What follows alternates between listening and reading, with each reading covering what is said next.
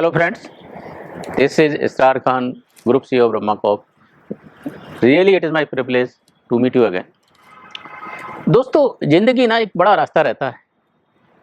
हमारे बर्थ होने के बाद और the moment we start just little maturing, आप देखेंगे छोटे हम चॉइसेस एक्सरसाइज करते हैं, किन लोगों के साथ में रहना है, क्या पढ़ना है, क्या खाना है, क्या पीना है, क्या एक्सरसाइज करनी है, क्या हमारा फिटनेस रिजिम होने वाला है। छोटी जो चॉइसेस होती हैं दोस्तों, वो जो होती हैं वो हमारे निर्णय लेने की प्रक्रिया होती है, डिसीजन मेकिंग की प्रक्रिया होती है। दोस्तों जब हम पैदा होते हैं, सोक्रेटिस साहब बोलते हैं कि पूरा स्लेट ब्लैंक होता है हमारा, ह्यूज पोटेंशियल होता है हमारे अंदर, बट एक्चुअलिटी कम होती है।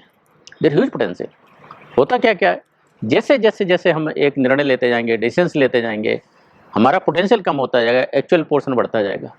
और दोस्तों कुछ डिसीजंस इतने होते हैं, दूरगामी होते हैं, फॉर रीचिंग इम्पैक्ट होता है हमारी लाइफ पर, समाज के लाइफ पर, देश की लाइफ पर। और दोस्तों जिस पोजीशन में जो इंसान बैठा है, जैसा उसका डिसीजन होगा, एक if I am heading an organisation तो मेरे डिसीजन ऑर्गेनाइजेशन इम्पैक्ट करेंगे। If some person is heading state को ऑर्गेनाइज करेंगे, जो फैमिली को हेड करता है उसके फैमिली को इम्पैक्ट करेंगे, राष्ट्र को इम्पैक्ट करता है राष्ट्र को इम्पैक्ट करेंगे, यूनाइटेड नेशन से पूरे वर्ल्ड को इम्पैक्ट करेंगे। तो दोस्तों ये जो डिसीजंस रहते हैं, इनकी जो प्रक्रिया होती है, प्रोसेस होती है दोस्तों, जरूरी नहीं है हमारे सभी डिसीजन सही होंगे। जो बेसबॉल के हॉल ऑफ फेम में जिन लोगों की तस्वीर लगाई जाती है दोस्तों, जिन लोगों ने 70% एक्यूरेसी के साथ शॉट्स लिए हैं, मीन्स 30% इवन उन लोगों ने मिस किया है जो हॉल ऑफ फेम में गए दोस्तों। एंड जब हमारी एक इंडिविजुअल की लेवल की डिसीजन लेने की प्रक्रिया होती है दोस्तों, तो ऐसा क्या करें कि निर्णय लेने की जो प्रक्रिया है वो कम से कम इम्पैक्ट हो, डिस्टॉर्टेड हो। जो डैनियल कानेमैन की जो बुक है thinking slow and thinking fast, वो इस चीज़ को गार्ड करते हैं कि ह्यूरिस्टिक डिसीजन मेकिंग है और क्रिटिकल डिसीजन मेकिंग है, दोनों में कैसे बैलेंस किया जाए। कुछ चीज़ें हम डेली बेसिस पर होते हैं, ह्यूरिस्टिक डिसीजन मेकिंग हम कर सकते हैं, उसके लिए रोजाना क्रिटिकल प्रोसेस अपनाने की जरूरत नहीं होती है। बट कुछ डिसीजंस ऐसे होते हैं जो हम ह्यूरिस्टिकली नहीं ले सकते हैं, उनके लिए हमें क्रिटिकल प्रोसेस अपनाने की जरूरत होती है दोस्तों। तो जब हम निर्णय लेने की प्रक्रिया में जाएं, सबसे पहले क्या है, हम निर्णय लेता कौन, हम लेते हैं। और हमारी अपनी जो प्रोसेस होती है, we see what we seek, हमें वही दिखता है जो हम देखना चाहते हैं। हम most of the time decisions पहले ले चुके हो दोस्तों, उसको वैलिडेशन रीवैलिडेशन कराना चाहते हैं। एक तो कभी टाइम ये होता है कि हम जो डिसीजंस ले रहे हैं उसको जस्ट फॉर द सेक कि मैं जो सोच रहा हूँ सही सोच रहा हूँ, उसी के आसपास हम लोग पहुँचने की कोशिश करते हैं। तो हम दुनिया जो रहती है ना, उसको जैसी दुनिया वैसी नहीं देखते। We see the world from our instrumentality जो हमारी, जो हमारी सोचने की प्रक्रिया आती है, हम पूरी चीज़ को वैसा ही देखते हैं। तो ऐसा कैसे हो कि हम दुनिया को जैसा है वैसा देख पाएँ, हम डिसीजंस जैसा है वैसा कर पाएँ, हम डिसीजंस जो हम लेना चाहते हैं, जो ऑलरेडी ले चुके हैं, वो ना लेके एक्चुअल डिसीजंस लेने की प्रोसेस में इन्वॉल्व हों, लेने की प्रक्रिया में इन्वॉल्व हों। तो दोस्तों सबसे पहले इंपॉर्टेंट है कि अपनी जो थॉट प्रोसेस है, अपने जो प्री कंसीव्ड नोशंस है, अपने जो प्री कंसीव्ड आइडियाज़ हैं, उनसे हम बचें और उनको क्लीन स्लेट पर जाएँ। क्लीन स्लेट करने के लिए सबसे इंपॉर्टेंट है कि अपनी जो हमारी थॉट प्रोसेस है उसको स्टरलाइज करें दोस्तों। कई बार देखा होगा कि अपने थर्ड वर्ल्ड कंट्रीज में या दूसरे जो गरीब जनता के लिए जो हॉस्पिटल्स बनाते हैं लोग, प्रॉपर सैनिटेशन नहीं होता, हाइजीन नहीं होती, स्टरलाइजेशन की प्रोसेस नहीं होती है, लाखों लोग मर जाते हैं ओनली फॉर द रीजन कि उनकी जो प्रक्रिया थी प्रॉपर स्टरलाइज नहीं की गई। दोस्तों उसी तरीके से अगर हमारी सोचने की प्रक्रिया को, सोचने की प्रोसेस को हमने स्टरलाइज नहीं किया है, वो दूषित रहेगी, कलर्ड रहेगी, इम्पेयर्ड रहेगी, और होगा कि हम सही डिसीजंस नहीं ले पाएंगे दोस्तों। तो पूरी हमारी जो सोचने की प्रक्रिया है दोस्तों, बहुत डिफिकल्ट होता है कि हम अपने सोचने की प्रक्रिया को स्टरलाइज कर पाएँ। होता क्या है कि हमारे जो एनवायरनमेंट होता है, हमारी अपब्रिंगिंग होती है, हमारी जो फैमिली वैल्यूज होती है, हमारी जो सोशल वैल्यूज होती हैं, वो कहीं ना कहीं एक प्री कंसीव नोशन बना देती हैं हम, और हम डिसीजंस लेने जाते हैं दोस्तों, कहीं ना कहीं वही हमारे साथ में आते हैं। तो सबसे पहले कि स्टरलाइजेशन कर पाएँ अपनी थॉट प्रोसेस का, और जब ये कर रहे हैं तो पूरी तरह तटस्थ हो पाते हैं हम, क्या पूरी तरह इंडिपेंडेंट हो पाते हैं, क्या पूरी तरह हमारी जो फ्री विल होती है उसको एक्सरसाइज कर पाते हैं, क्या हमारी फ्री विल, कहने के लिए फ्री विल होती है दोस्तों, बट इतने फैक्टर्स होते हैं जो हमारी फ्री विल को, इंडिपेंडेंट थिंकिंग को, रेशनल थिंकिंग को, क्रिटिकल थिंकिंग को इम्पेयर करते हैं, अफेक्ट करते हैं दोस्तों। तो सबसे पहले अपनी सोचने की प्रक्रिया और अपना एनवायरनमेंट, क्योंकि हम जिस एनवायरनमेंट में डिसीजंस ले रहे हैं वो कहीं ना कहीं हमारे प्रोसेस को इम्पैक्ट करेंगे दोस्तों। जब भी हम डिसीजंस ले रहे हैं तो पूरा न्यूट्रल होने की कोशिश करें दोस्तों। जो इंटरनेशनल कोर्ट ऑफ जस्टिस होता है, अंतर्राष्ट्रीय जो कोर्ट रहते हैं, जहाँ पर देशों के जो विवाद होते हैं वो निर्णय के लिए आते हैं दोस्तों, आपको जान के हैरानी होगी कि इवन एट दैट लेवल, जिस देश का डिस्प्यूट है या दूसरे देश इन्वॉल्व हैं, कोई भी जज उस देश का नहीं रहता, only for the reason to guard against, उनकी जो निर्णय लेने की प्रक्रिया है कहीं बायस्ड तो नहीं है, कहीं डिस्टॉर्टेड तो नहीं है, कहीं इम्पेयर्ड तो नहीं है, अनकॉन्शियस बायस का शिकार तो नहीं हो रहे हैं दोस्तों। तो जब वहाँ तक इतने हाई लेवल पर इस प्रोसेस को अपनाया जाता है, एटलीस्ट हम तो एक नॉर्मल ऑर्डिनरी ह्यूमन बीइंग हैं, हमको तो बहुत चांसेस है कि इमोशनली से इम्पैक्ट हो जाए दोस्तों। कई बार देखा होगा कि जब वरदान लिए जाते थे तो ऐसी इमोशनल स्टेट में वो चीज़ें मांगी जाती थी, सामने वाला मना नहीं कर पाता था, होता था उसके एक दूरगामी परिणाम होते थे जो पूरे समाज को झेलने पड़ते थे दोस्तों। तो जो सबसे पहली प्रक्रिया कि अपने आप को हम किसी भी कैंप से, किसी भी तंजीम की प्रोसेस से, किसी भी एक प्री कंसीव्ड नोशंस रहते हैं उससे निकल के आए दोस्तों। सबसे पहले because we are the instrumentalities of the taking decision, हमारी खुद की सोचने की प्रक्रिया को हम सही करें, उस प्रोसेस को सही करें दोस्तों। एंड जो सेकंड इंपॉर्टेंट एस्पेक्ट आता है दोस्तों, always avoid taking decisions when you are too much your emotions are too high, our emotions are too high. I always say when our emotions are high, our intelligence is low. तो दोस्तों emotions and intelligence का एक proper balance होना जरूरी है, otherwise पूरे decisions हो सकता है कि इम्पेयर्ड हो जाए। कभी कभी क्या कहते हैं, बहुत इंटेलिजेंस से लिया लेकिन इमोशंस नहीं ले पाए दोस्तों, तो वो डिसीजंस क्या होते हैं, मोरली करेक्ट नहीं हो सकते हैं। तो जब भी हम डिसीजंस ले रहे हैं, इमोशंस को एक रोल रहता है। कुछ डिसीजंस हो सकता है लीगली करेक्ट हूँ बट मोरली सही नहीं हूँ, तो जब हम डिसीजंस लेने की प्रक्रिया में हैं, हमारे डिसीजंस एथिकल हैं, मोरल हैं, लीगल के अलावा बहुत सी चीज़ें लीगल होने के बाद एथिकल एंड मोरल जरूरी होती हैं दोस्तों। अदरवाइज होता है कि हम केवल कानून का सहारा लेके बोलेंगे कि नहीं मैंने तो सही डिसीजंस लिए। दोस्तों immoral decisions are not right decision, they are not the correct decisions, even if they are legally they are not flawed. तो लीगल, इमोशनलिटी, मोरलिटी, इसका एक सही बैलेंस रखना दोस्तों बहुत ज़रूरी होता है। अदरवाइज हम एकदम रोबोटिक्स की तरह डिसीजंस लेते जाएंगे, ह्यूमन इमोशंस को ख़त्म करते जाएंगे। तो बहुत है, क्रिटिकल डिसीजंस लें लेकिन मोरली सही डिसीजंस लें दोस्तों। जो नेक्स्ट एस्पेक्ट होता है डिसीजन मेकिंग में, जो क्वालिटी ऑफ इंफॉर्मेशन आ रही है वो कितनी सही है। आज के युग में, आज के वक्त में दोस्तों फेक न्यूज़ का ज़माना है।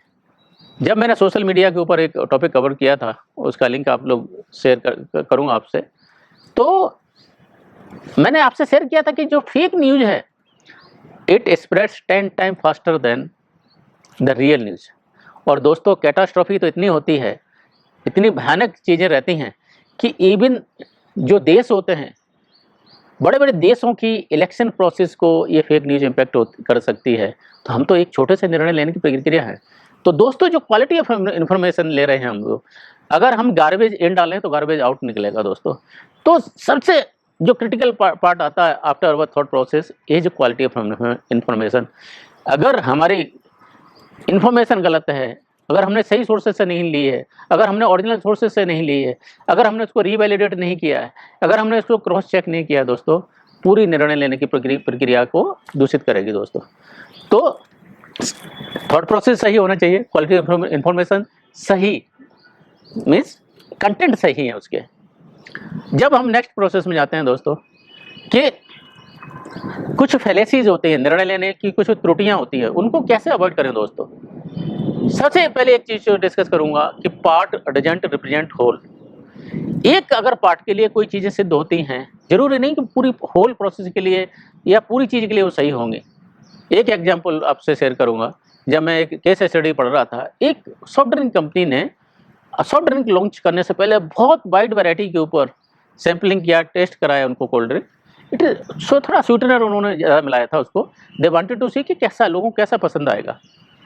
लोगों ने वो पार्ट टेस्ट करके बहुत अच्छा बताया। और दोस्तों जब प्रोडक्ट को लॉन्च किया गया तो टोटल फेल हुआ।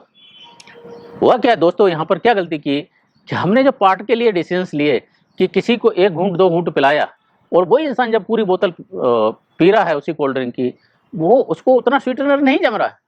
तो means part doesn't represent whole. जब भी हम निर्णय ले रहे हैं पार्ट है, होल है, तो दोनों को कोरिलेशन न करें दोस्तों।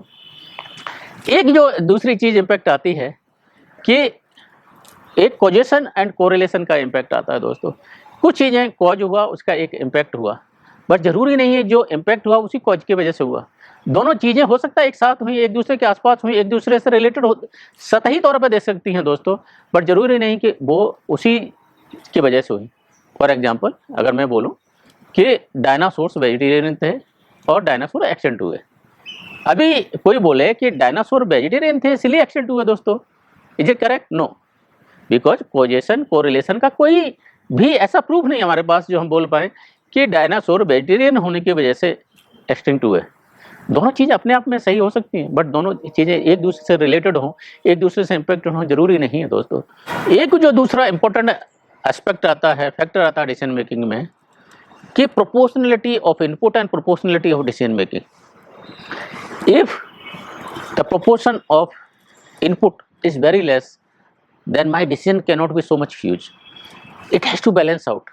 If I want to take bigger decisions, my input has to improve, it has to increase, quality of information has to increase, so quantity and quality both has to increase if I am going to take those decisions जो जिनके दूरगामी परिणाम होंगे, वो जिनके बहुत ज़्यादा impact होंगे, जो डिसीजन इर्रिवोकेबल होंगे। तो प्रोपोर्शनलिटी का दोस्तों बहुत ज़रूरी है। आपने देखा क्राइम में, आईपीसी में भी, छोटा अगर कोई गुनाह करता है तो छोटा पनिशमेंट, बड़ा गुनाह करता है बड़ा पनिशमेंट।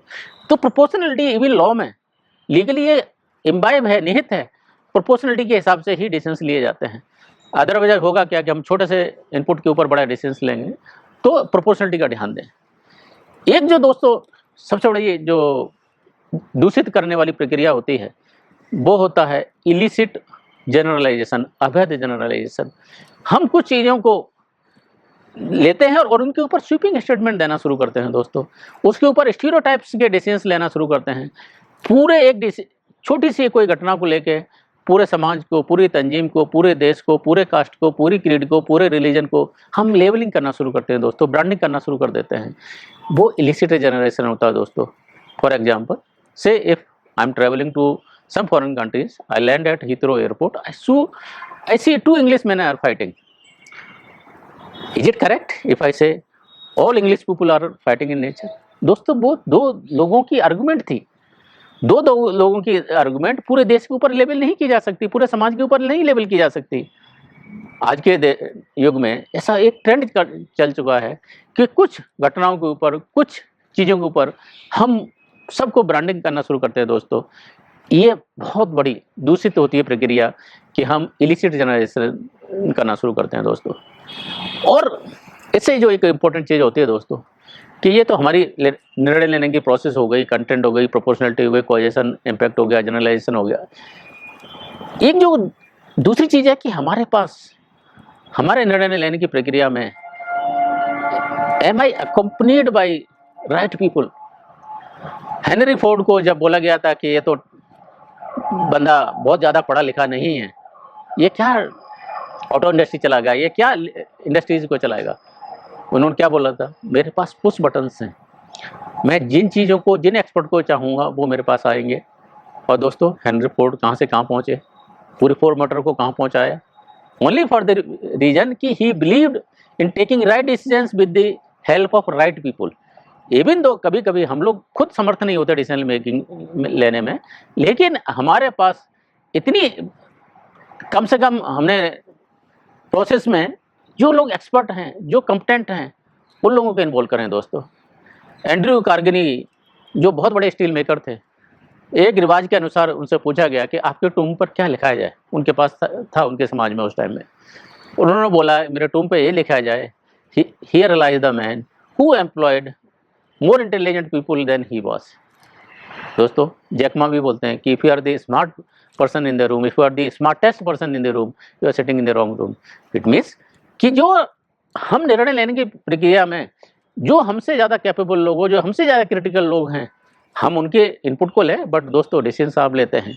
आप अपने कलर विजन से बचें, आप अपने स्टीरियोटाइपिंग से बचें, आप अपनी जो थॉट प्रोसेस की प्रक्रिया है उसको पूरा स्टरलाइज करें दोस्तों।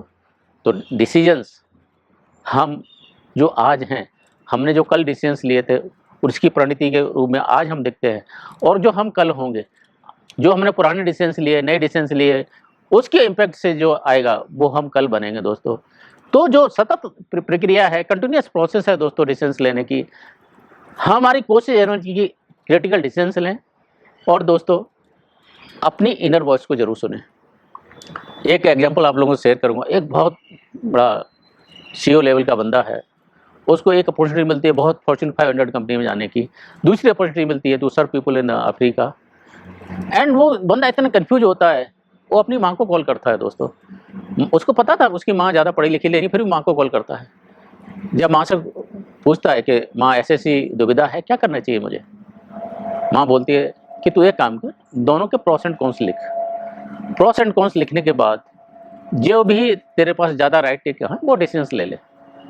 बट कैविएट एक है कि जो भी डिसीजंस लेने के बाद अगर तेरे को लगे कि मैं दोबारा शुरू से इसको रीचेक करना चाहता हूँ, इसका मतलब क्या है कि वो सही डिसीजंस नहीं है, वहाँ पर तूने इनर वॉइस को नहीं सुना है। तो दिमाग के साथ दोस्तों दिल की ज़रूर सुने, अपने इनर वॉइस की ज़रूर सुने, क्योंकि समटाइम्स हो सकता है कि दिमाग गलतियाँ कर दे, बट इनर वॉइस होती है, जो कंसाइंस होती है, इनर कंसाइंस होती है, इनर वॉइस होती है, उसको जरूर सुने दोस्तों। And with this critical decisions, right decisions balance करके जो लोग डिसीजंस लेते हैं वो लेजेंड बनते हैं लाइफ में, वो वर्ल्ड को कहाँ से कहाँ ले जाते हैं दोस्तों। तो अच्छे डिसीजंस लें, बेटर डिसीजंस लें, अपनी इनर वॉइस को सुने दोस्तों, विद द होप कि we take better decisions for our self, for our family, for our society. We hope for a better tomorrow with those decisions. एक हम कल बेहतर कल की तरफ जाएंगे आज अच्छे डिसीजंस लेने की तरफ से। एंड एक डिसीजंस आप लीजिए, if you feel what we are sharing with you it is meaningful to you, please certainly like it, share it, subscribe it. YouTube algorithms उसको हेल्प होता है इन सब चीज़ों से। With this I take your leave, stay blessed and जय हिंद।